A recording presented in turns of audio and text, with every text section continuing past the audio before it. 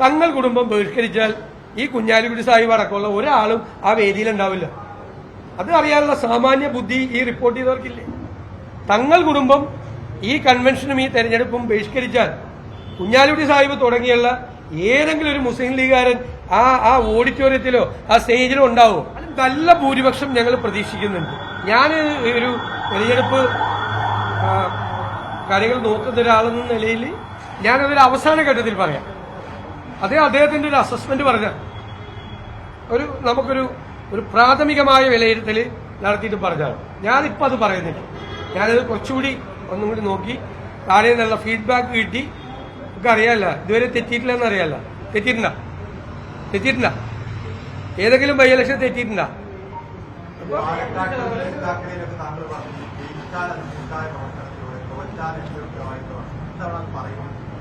അല്ല, ഞാൻ എന്നോട് ചോദിച്ചില്ലല്ലോ ആരും. ഞാൻ രാവിലെ കയറി ഇത് പറയണം. അതൊക്കെ പറയേണ്ട സമയം അതൊക്കെ പറയേണ്ട സമയത്ത് ഞാൻ നേരത്തെ പറഞ്ഞതിന്റെ അർത്ഥം നിങ്ങൾക്ക് മനസ്സിലായില്ല. ഞാൻ നേരത്തെ പറഞ്ഞത് ക്ലിയർ അല്ലേ പറഞ്ഞത്? I made A clear statement. എന്താ പറഞ്ഞത്? ഇപ്പൊ എടുത്ത നിങ്ങൾ കുറെ എന്റെ എന്തെങ്കിലും കിട്ടുമെന്ന് നോക്കിയിട്ട് ഒരു 10-20 ചോദ്യം ചോദിച്ചല്ലോ. അതിന് ഞാനൊരു മറുപടി പറഞ്ഞല്ലോ. UDF ഒരുമിച്ചെടുത്ത തീരുമാനമാണ്.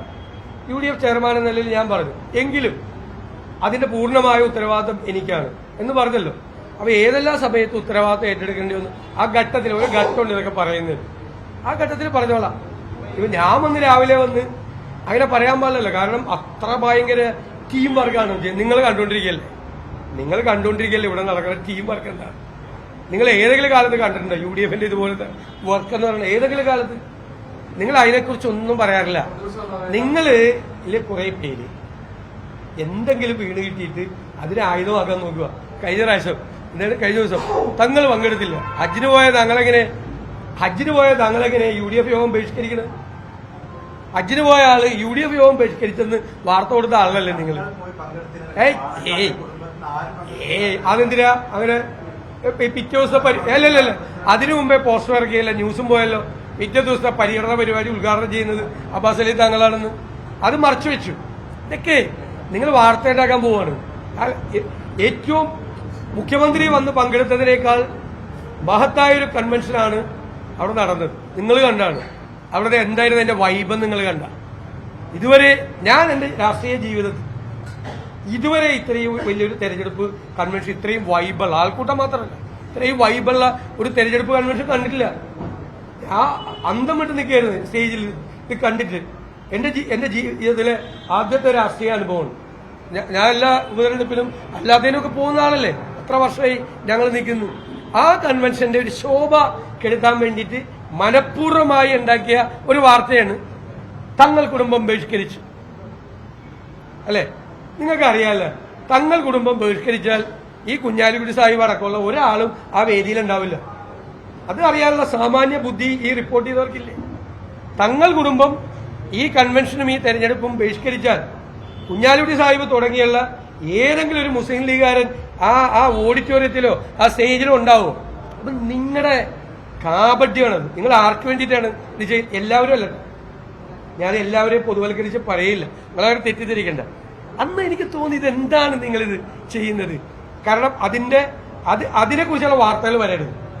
ആ കൺവെൻഷനിൽ ഒരു ഐക്യവും അതിനെക്കുറിച്ചുള്ളൊരു വാർത്ത മനഃപൂർവ്വം വരാതിരിക്കാൻ ഞങ്ങളിനി ഇത് പറഞ്ഞുകൊണ്ടിരിക്കും.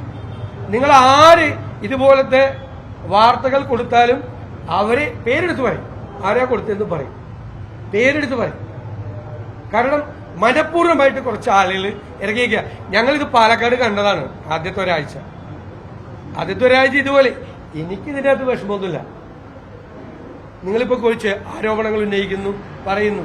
ഞാനേ പരസ്യത്തിന് ഞങ്ങൾക്ക് കൊടുക്കാൻ കാശില്ല, പരസ്യം അല്ലാതെ കൊടുക്കാൻ ഞങ്ങളുടെ കയ്യിൽ പൈസയില്ല. പക്ഷെ എനിക്ക് നല്ല ഫ്രീ എയർടൈം കിട്ടുന്നുണ്ട്. എത്ര പ്രാവശ്യം എന്റെ പേര് പറയണം. ഞാൻ ഭയങ്കര സന്തോഷവാനാ. ഇത്ര ഫ്രീ ആയിട്ട് എനിക്ക് ഇത്ര എയർടൈം ഫ്രീ ആയിട്ട് കിട്ടുകയാണ്, ഒരു കാശ് മുടക്കാതെ. മുഴുവൻ സമയം പറയുന്നുണ്ട്. ഇത് പാലക്കാട് കിട്ടിയതാണ്. ഒന്നും സംഭവിച്ചില്ലല്ലോ. പാലക്കാട് ഒന്നും സംഭവിച്ചില്ലല്ലോ. ഞങ്ങൾ പറഞ്ഞെടുത്തല്ലേ ചെന്ന് നിന്ന്. അതുകൊണ്ട് ഒരു സാമാന്യ യുക്തിക്ക് ഞങ്ങൾക്കെതിരെ വാർത്ത കൊടുത്തോ, അതൊക്കെ ഉണ്ടാവും. വാർത്ത ഞങ്ങൾക്കെതിരെ കൊടുത്തു. പക്ഷേ കൊടുക്കുന്ന വാർത്തയുടെ ഒരു ഔചിത്യം എങ്കിലും ഒന്ന് പരിശോധിച്ചിട്ട് കൊടുക്കണം എന്നുള്ളൊരു വിനീതമായ അഭ്യർത്ഥന.